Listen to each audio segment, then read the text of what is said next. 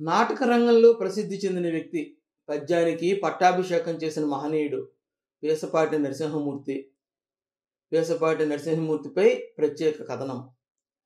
పద్యానికి పట్టం కట్టిన నటుడు పేసపాటి నరసింహమూర్తి విజయనగరం జిల్లా బొబ్బిలి మండలం వంతరాంలో 1920 జూలై 10వ తేదీన జన్మించారు. తల్లి సూరమాంబ, తండ్రి లక్ష్మణమూర్తి. రాముడు వలస గ్రామంలో స్థిరపడ్డ పేసపాటికి 3 ఏళ్ల వయసులో మసూచి సోకింది.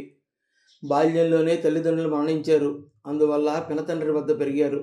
తన మేనత్త భర్త అయిన పెద్దిభట్ల రామనాథం వద్ద స్మార్త శ్రౌత అధ్యయనం చేస్తూ పౌరోహిత్యం కొంతకాలం చేశారు. ఆయన కేవలం 5వ తరగతి వరకు మాత్రమే చదువుకున్నారు. 1939లో ఆయన జీవితంలోకి అర్ధాంగిగా పాపమ్మ ప్రవేశించింది. ఆయన కొంతకాలం శ్రీకాకుళం జిల్లా పొందూరులో ఒక వేరుశనగ మిల్లులో పనిచేశారు. నాటక రంగంలో ఇంతలా ఎదగడానికి ఆయనకి స్ఫూర్తి ప్రదాత డి మునుస్వామి. ఒకసారి పేసపాటి నరసింహమూర్తి కాకినాడలో బంధువుల ఇంటికి వెళ్ళినప్పుడు మునుస్వామి సంగీత అభినవేశాన్ని చూసి స్ఫూర్తి పొందారు. తొలిసారిగా 1938లో రంగూన్ రౌడీ అనే నాటకంలో శ్రీకృష్ణుని వేషం వేశారు. ఖిల్జీ రాజ్యపతనంలో గణపతి వేషం ఆయనలో ప్రతిభను బయటకు తీసింది.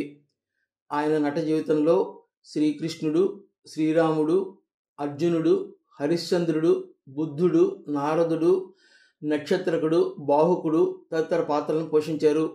నాటక రంగంలో ఆయన ఎక్కని ఎత్తులు లేవని చెప్పవచ్చు. 1940లో మద్రాసులో ఆంధ్రశ్రీ నాటకంలో కన్నదాస్ అనే పాత్రను పోషించి ఆంధ్ర నాటక పరిషత్ నుంచి ప్రథమ బహుమతి అందుకున్నారు.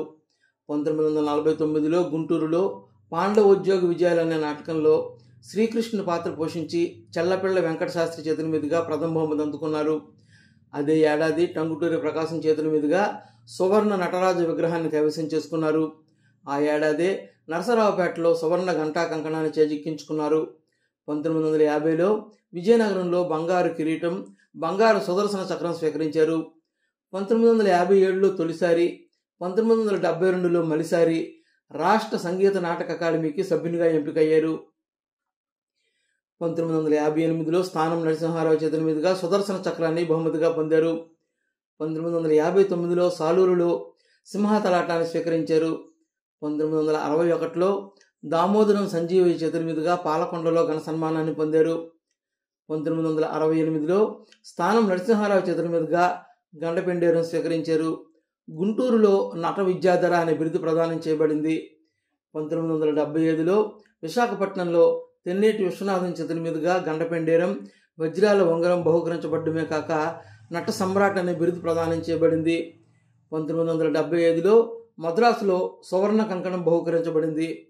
1981లో రాష్ట్ర ప్రభుత్వ ఆస్థాన నటశాఖరునిగా పదవీ ప్రమాణం చేశారు. 1987లో మదర్ తెరీసా చేతుల మీదుగా ఆంధ్రరత్న, కళా సరస్వతి బిరుదులు ప్రదానం చేయబడ్డాయి.